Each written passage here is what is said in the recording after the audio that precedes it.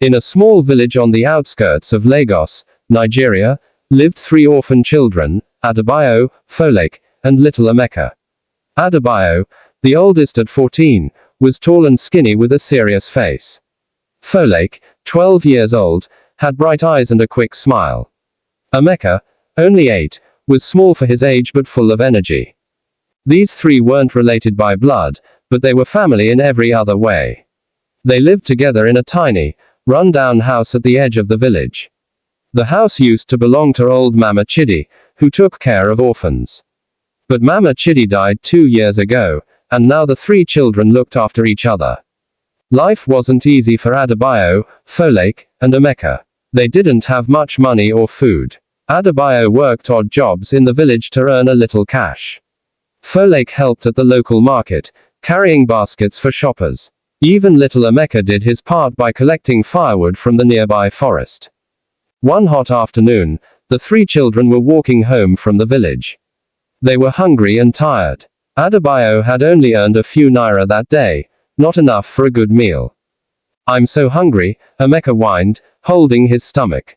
Folake put her arm around the little boy. "I know, Emeka. We'll find something to eat at home." Adebayo frowned. He knew there wasn't much food left at home. Maybe some old yams and a bit of palm oil. It wouldn't be enough. As they walked, Adebayo had an idea. "Let's go to the forest," he said. "Maybe we can find some fruit or nuts." Folake looked unsure. "But it's getting late. Won't it be dark soon?" Adebayo nodded. "We'll be quick. Just a short trip to see what we can find." So instead of going home, the 3 orphans turned towards the thick forest that grew near their village. The trees were tall and green, their leaves rustling in the warm breeze. Birds called from high branches, and insects buzzed all around. As they entered the forest, the air felt cooler. Emeka's eyes grew wide with excitement. He loved adventures, and this felt like one. "Look," he cried, pointing to a bush. "Berries." The children ran to the bush. It was full of small, dark berries. Adebayo picked one and looked at it closely. "I think these are safe to eat," he said. "I've seen Mama Chidi use them in stew before." Hungry and excited, the children started picking berries and popping them into their mouths. They were a bit sour but still good. For a while, they forgot about their empty stomachs and enjoyed their forest snack. After eating their fill of berries, the children decided to explore a bit more. They had never gone this deep into the forest before. Everything looked different and exciting. As they walked, Folake noticed something strange. "Look at those flowers," she said, pointing to a patch of white blooms on the ground. "I've never seen flowers like that before." The flowers were beautiful, with delicate white petals that seemed to glow in the dim forest light. They grew in a perfect circle, as if someone had planted them that way. Emeka ran towards the flowers, but Adebayo grabbed his arm. "Wait," he said. "Something doesn't feel right." Just then, they heard a sound. It was faint at first, like a whisper on the wind. But it grew louder, turning into a low moan that sent shivers down their spines. What was that?" Emeka asked, his voice shaking. Before anyone could answer, the moaning sound came again. This time, it seemed to be coming from right behind them. The children turned around slowly, their hearts pounding. What they saw made them freeze in fear. Floating in the air, just a few feet away, was a ghost. It looked like an old man, with white hair and a long beard. But its body was transparent, and its feet didn't touch the ground. The ghost's eyes were closed, and its mouth was open in a silent scream. Folake let out a terrified squeak. Emeka grabbed onto Adebayo's arm, trembling. Adebayo wanted to run, but he couldn't move. He was too scared. The ghost's eyes suddenly snapped open. They were milky white, with no pupils. It looked right at the children and spoke in a voice that sounded like dry leaves rustling. "Who dares to disturb my rest?" Adebayo swallowed hard and found his voice. "We're sorry," he stammered. "We didn't mean to disturb you. We're just looking for food." The ghost tilted its head, as if thinking. Then it said, "Ah, you are the orphan children from the village. I have watched you from afar." Folake gasped. "You know who we are?" The ghost nodded slowly. "I know many things. I have been in this forest for 100 years, watching the living go about the days. Emeka, always curious despite his fear, asked, "Are you a bad ghost? Are you going to hurt us?" The ghost made a sound that might have been a chuckle. "No, little one. I am not here to harm you. In fact, I have been waiting for someone worthy to come along. Someone in need of help." The children looked at each other, confused. Adebayo spoke up again. "What do you mean? How could you help us?" The ghost raised a transparent hand. In it appeared a small, glowing object. It looked like a seed, but it shimmered with an otherworldly light.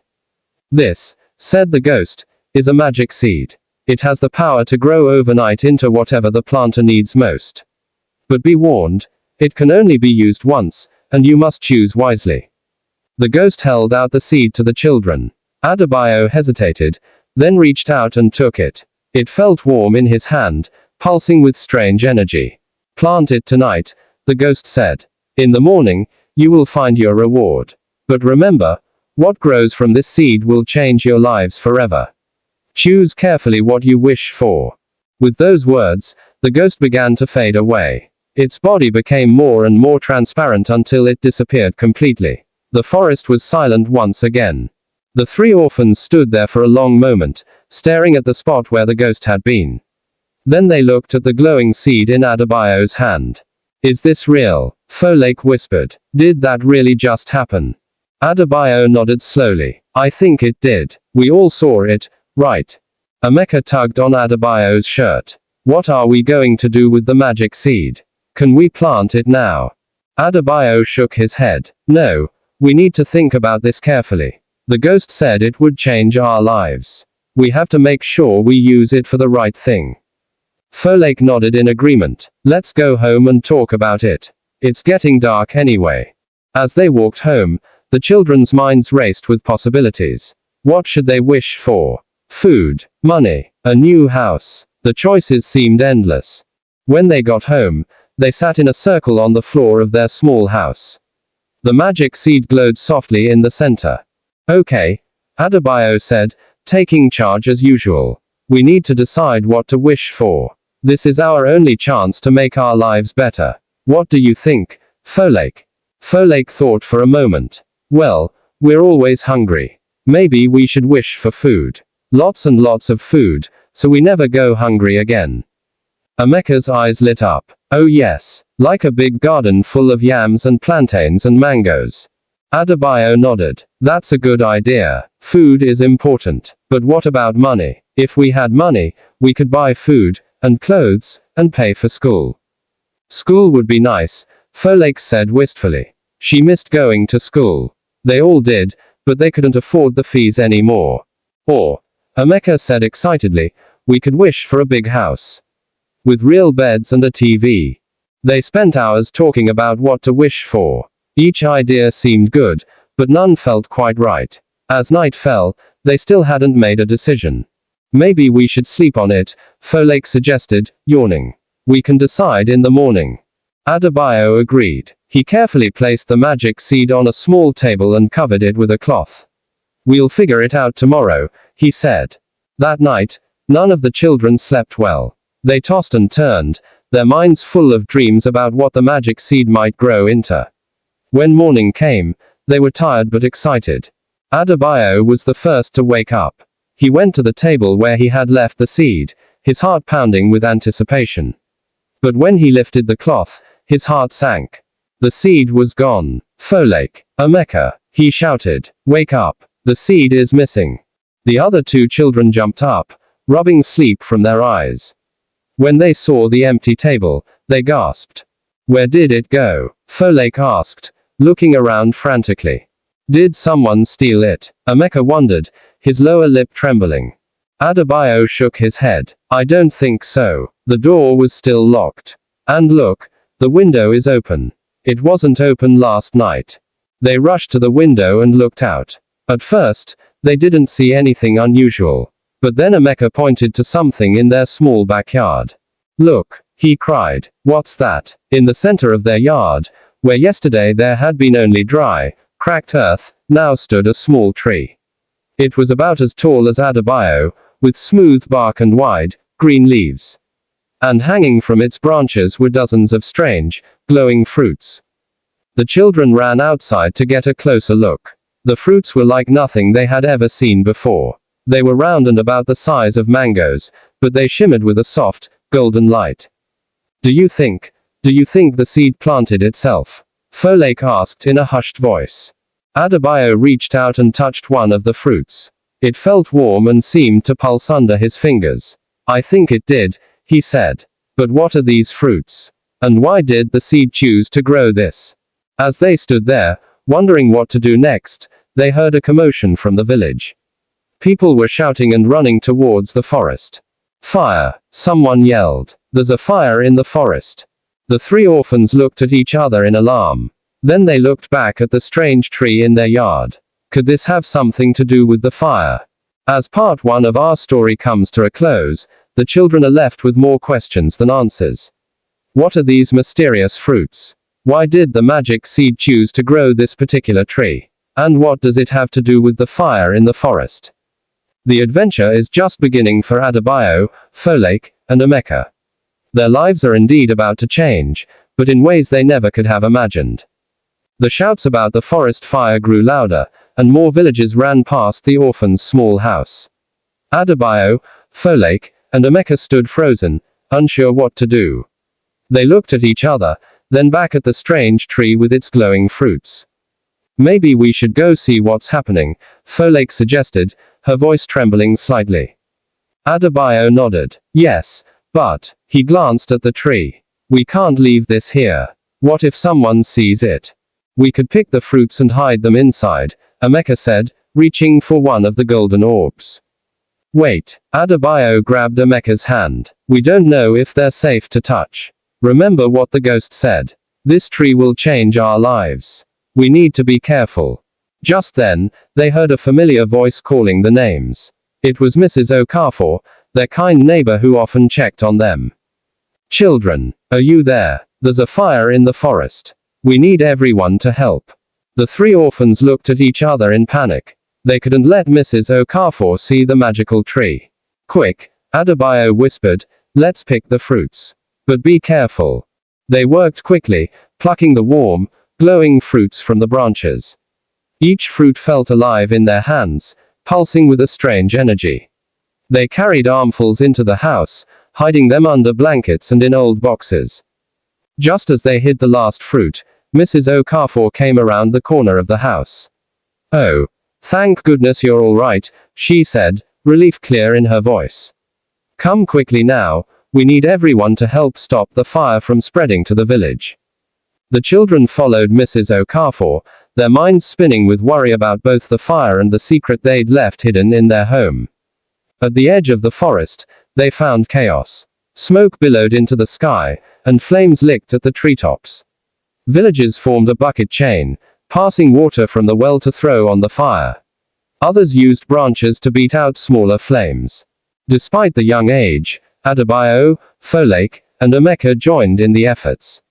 They ran back and forth with buckets, their arms aching and lungs burning from the smoke. Hours passed, and slowly, the fire began to die down. As the last flames were extinguished, the village chief gathered everyone together. Thank you all for your brave efforts, he said, his voice hoarse from shouting orders. We've saved our homes, but much of the forest is destroyed. This will make life difficult for all of us. The children looked at each other, understanding the chief's words. The forest was their source of firewood, fruits, and herbs. Many villagers hunted there too. Without it, life would be much harder. As they walked home, exhausted and covered in soot, Adebayo spoke in a low voice. Do you think our tree had something to do with the fire? Folake shook her head. How could it? It just appeared in our yard. The fire was deep in the forest. Maybe the ghost started the fire, Emeka suggested, his eyes wide. Shush. Adebayo hushed him. We can't talk about the ghost or the tree. Nobody would believe us anyway. When they reached their small house, they found everything as they had left it. The magical tree still stood in the yard, but now it was bare of fruit. Inside, their secret stash of golden fruits remained hidden and undisturbed. Folake pulled one out from under a blanket. In the dim light of their home, it glowed even brighter. What do you think we should do with these? She asked. Adebayo took the fruit from her, turning it over in his hands. I don't know. We don't even know what they are. They could be dangerous. But the ghost said the seed would give us what we need most, Emeka pointed out. So they must be good, right? As if in answer to Emeka's words, the fruit in Adebayo's hands began to pulse more strongly. A sweet, enticing smell filled the air. It smells so good, Folake said, leaning closer. Before Adebayo could stop her, she took the fruit and bit into it. Golden juice dribbled down her chin. Folake, Adebayo cried. What are you doing? But Folake's eyes had gone wide with wonder. It's amazing, she said. I've never tasted anything like it. And I feel different. Stronger. Curious now, Emeka grabbed another fruit and took a big bite. His face lit up with joy. Oh, it's so good. And look, my cut is gone. He held up his arm where, just that morning, there had been a long scratch from a thornbush. Now his skin was smooth and unblemished. Adebayo hesitated, but the enticing smell and his siblings' reactions were too much to resist. He bit into a fruit, and immediately, warmth spread through his body.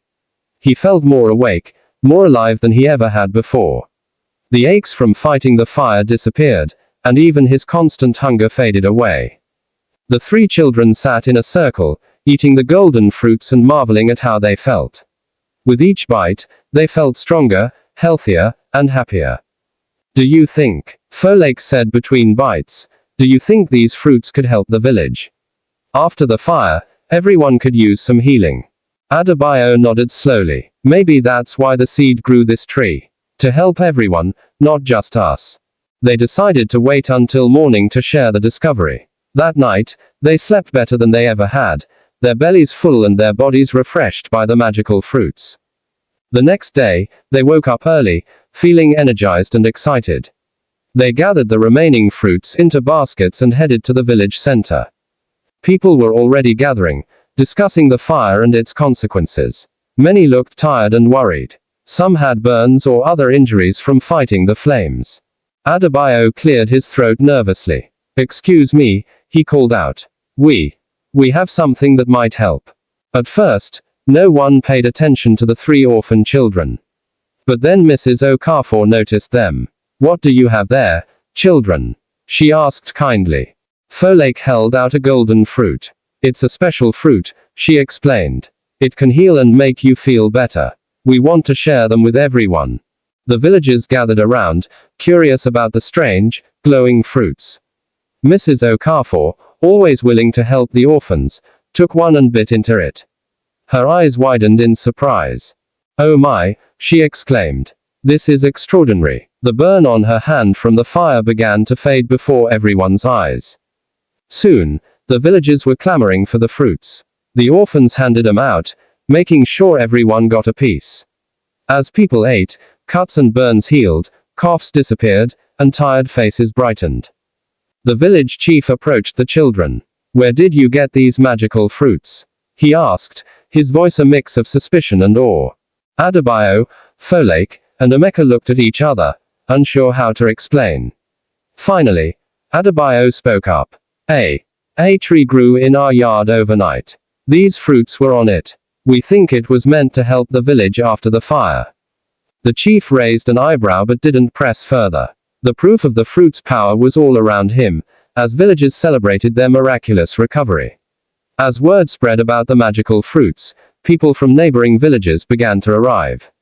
They had heard about the fire and came to offer help, but now they too sought the healing power of the golden fruits.